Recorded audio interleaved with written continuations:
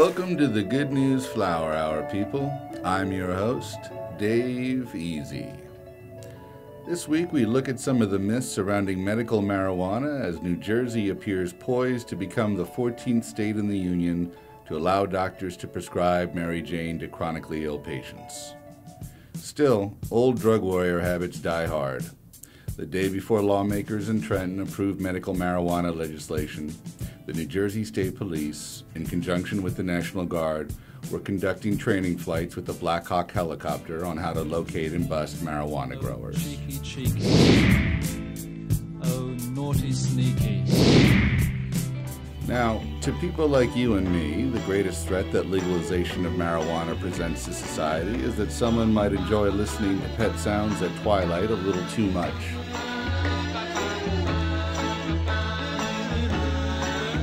Or laugh at a Will Ferrell movie a little too hard.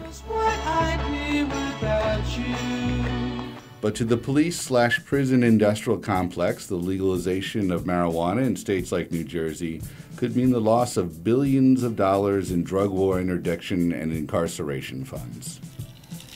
In 2007, 872,721 Americans were arrested for marijuana, accounting for a full 47.5% of all drug arrests that year.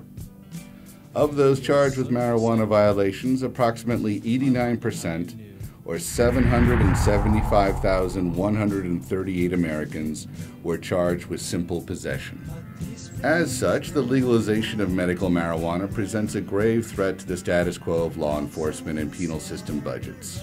And as a result, their supporters and proxies are often the loudest voices protesting any change in the legal status of marijuana. And when the facts do not support your cause, your only option is to disguise them in a fog of fear and disinformation. One of the most common myths parroted by opponents of medical marijuana is that dispensaries that dole out weed to patients are in fact crime magnets.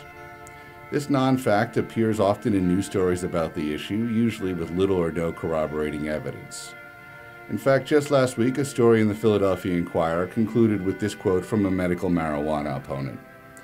Quote, "The California experience shows clearly that there will be an increase in crime and an increase particularly in the areas in which there are dispensaries, and more municipalities in California are passing local laws prohibiting dispensing facilities in their community," unquote, says John Tomicki, executive director of something called the League of American Families. Now, the second half of this quote is in fact true.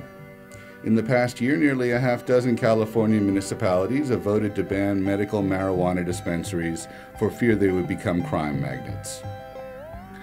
We looked into this, and it turns out that the single source driving this fear of medical marijuana dispensaries is a white paper published by the California Police Chiefs Association.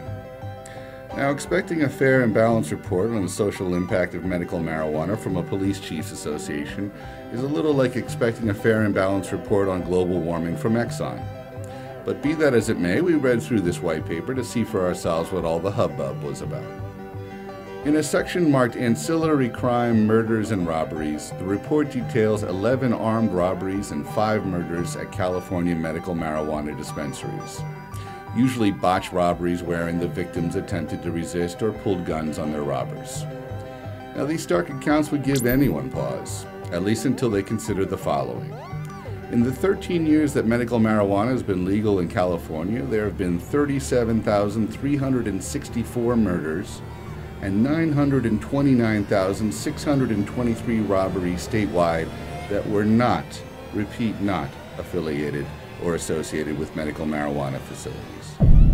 Or consider this interactive map created by the Sacramento Bee detailing the criminal activity surrounding a single liquor store for a period of 6 months in 2005. Or consider that the 1995 Honda Civic was the most stolen vehicle in 2007 according to the National Insurance Crime Bureau, but we've yet to see any news stories calling them crime magnets.